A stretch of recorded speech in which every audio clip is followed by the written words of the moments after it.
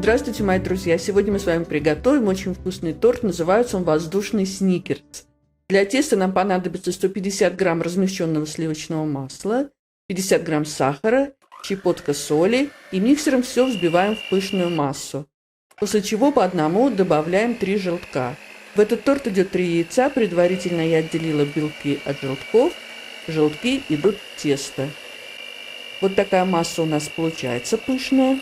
В нее мы добавляем чайную ложку соды, предварительно погасив ее чайной ложкой лимонного сока. И можно уксусом. Все перемешиваем и просеиваем в масляную смесь 270 грамм муки в 2 захода. Перемешиваем сначала лопаточкой, а потом рукой замешиваем тесто. Долго месить не нужно. Тесто получается мягкое, не липнущее к рукам. Просто собрать его в шар и отправить на полчаса в холодильник. Пошаговый рецепт вы сможете прочитать в описании под видео. 3 белка взбиваем с щепоткой соли на низких оборотах миксера сначала, а когда появится пена, такая как мыльная, понемножку добавляем сахарную пудру 140 грамм. Взбиваем все до устойчивых пиков. Вот таким язычком должен свисать крем с венчика. Наше тесто отдохнуло полчаса в холодильнике. Теперь нам нужно его раскатать в прямоугольник. Я это делаю сразу на листе, на котором буду выпекать. У меня тефлоновый коврик, можно на пекарской бумаге это сделать. Равняю края. Вот такой прямоугольник из теста у нас получается. Я еще вот такой маленькой скалкой его прокатываю.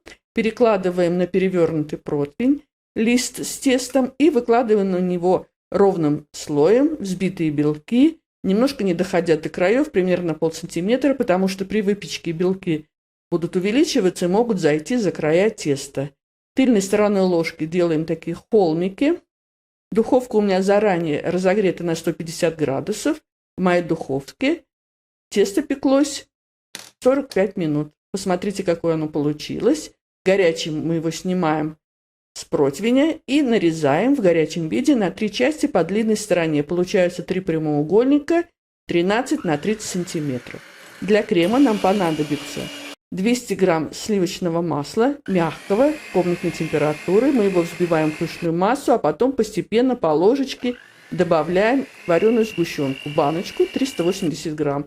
Вот такой у нас крем получился. И теперь мы будем собирать торт. Первый корж мы выкладываем на блюдо. Блюдо я предварительно выстелила полосками пекарской бумаги, чтобы оно осталось чистым после сборки торта. И часть крема выкладываем на нижний корж. Посыпаем сверху измельченным арахисом жареным, крупно порубленным.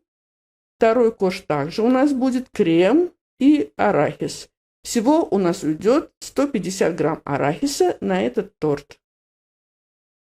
Последний верхний корж мы не будем кремом обмазывать. Пока мы тоже обязательно должны обмазать кремом. Заполняем все пустоты. Друзья мои, если вам нравится видео, ставьте лайк. Это поможет продвижению видео. Его увидит большее количество зрителей. И после того, как мы обмажем торт, бока тоже обсыпем жареным арахисом. Наверх мы тоже посыпаем арахис. И сверху я еще поливаю растопленным шоколадом торт. Я его положила в кондитерский пакет и растопила в стакане с горячей водой. Срезала малюсенький кончик у пакета и вот так вот поливаю зигзагами. По-моему, очень симпатично получается. Предварительно также я отложила 2 столовые ложки крема. И теперь вот делаю такой бордюрчик из маленьких розочек по всему периметру торта. Убираем пекарскую бумагу. Посмотрите, блюдо наше осталось чистым. И теперь нужно, чтобы торт настоялся в холодильнике несколько часов, а лучше ночь. У меня торт стоял ночь в холодильнике, и сейчас мы его будем пробовать. Посмотрите, какой он красивый в разрезе. Видны слои песочного теста, крема. Ну что, пробуем.